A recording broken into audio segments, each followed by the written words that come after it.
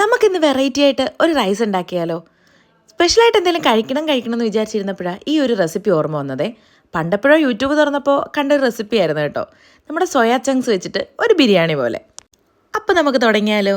ഒരു കുക്കറിലോട്ട് കുറച്ച് എണ്ണ ഒഴിച്ചിട്ട് നമ്മുടെ സ്പൈസസ് ഒക്കെ ആഡ് ചെയ്ത് പിന്നെ നമ്മൾ കനം കുറച്ച് അരിഞ്ഞ് വെച്ചേക്കുന്ന ഉള്ളിയും കൂടി ഇട്ട് അതിൻ്റെ കൂടെ കുറച്ച് ഉപ്പും കൂടി ഇട്ടിട്ട് നന്നായിട്ടൊന്ന് വഴറ്റിയെടുക്കാവേ. നേരത്തെ തന്നെ ഞാൻ സോയാ ചങ്ക്സ് എടുത്ത് വെള്ളത്തിലിട്ട് വെച്ചിട്ടുണ്ടായിരുന്നേ.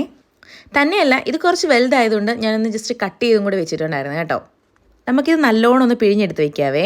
ഈ ഉള്ളി വണ്ടി വരാൻ സമയം എടുക്കുന്നതുകൊണ്ട് തന്നെ നമുക്കിതൊക്കെ ചെയ്ത് മാറ്റി വയ്ക്കാവേ. പിന്നെ നമ്മൾ അരിയും കൂടി ഒന്ന് കഴുകിയെടുത്ത് വെക്കുന്നുണ്ടേ. ശേഷം നമുക്ക് കുറച്ച് ഇഞ്ചിയും വെളുത്തുള്ളിയും അതിൻ്റെ കൂടെ കുറച്ച് കുരുമുളകും കൂടി ഇട്ടിട്ട് നന്നായിട്ടൊന്ന് ചതച്ചെടുക്കാവേ. എന്നിട്ട് ഈ ചതച്ചെടുത്തത് നമ്മുടെ ഈ ഉള്ളി നന്നായിട്ട് വഴണ്ടി വരുമ്പം അതിലോട്ട് ഇട്ട് കൊടുക്കാം.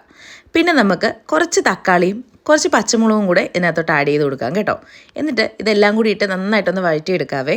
നന്നായിട്ട് വഴണ്ടി വരുന്ന സമയത്ത് നമുക്ക് മസാലകളൊക്കെ ചേർക്കാം. നമുക്ക് കുറച്ച് മഞ്ഞൾപ്പൊടിയും കുറച്ച് മുളക് പൊടിയും അതിൻ്റെ കൂടെ കുറച്ച് മല്ലിപ്പൊടിയും പിന്നെ ആവശ്യത്തിനുള്ള ഉപ്പും കൂടി ഇട്ടിട്ട് നമുക്കിത് നന്നായിട്ടൊന്ന് വഴറ്റിയെടുക്കാവേ. അപ്പോൾ ഇതൊന്ന് ചൂടായി വരുന്ന സമയത്തേക്കും നമ്മൾ നേരത്തെ അരിഞ്ഞു വെച്ചിരുന്ന സോയാ ചങ്ക്സ് ഇല്ലേ, അത് നമുക്ക് ഇതിനകത്തോട്ടൊന്ന് ആഡ് ചെയ്ത് കൊടുക്കാം കേട്ടോ. എന്നിട്ട് നന്നായിട്ടൊന്ന് മിക്സ് ചെയ്ത് കൊടുക്കാവേ.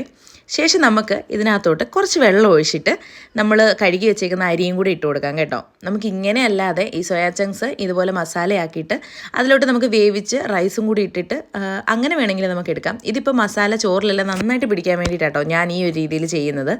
അപ്പോൾ ഇങ്ങനെ വേണമെങ്കിലും നമുക്ക് ചെയ്യാം കേട്ടോ. എന്നിട്ട് നമ്മൾ ആ അരിയും കൂടി ഇട്ട് കൊടുത്തിട്ട് നമ്മൾ കുക്കറൊന്ന് അടച്ച് വെച്ച് വേവിച്ചെടുക്കാവേ. അപ്പം നമ്മുടെ സോയാ റൈസ് റെഡി ആയിട്ടുണ്ട്. വേണമെങ്കിൽ സോയാ ബിരിയാണിന്നോ അങ്ങനെ എന്ത് വേണമെങ്കിലും നമുക്ക് വിളിക്കാം കേട്ടോ.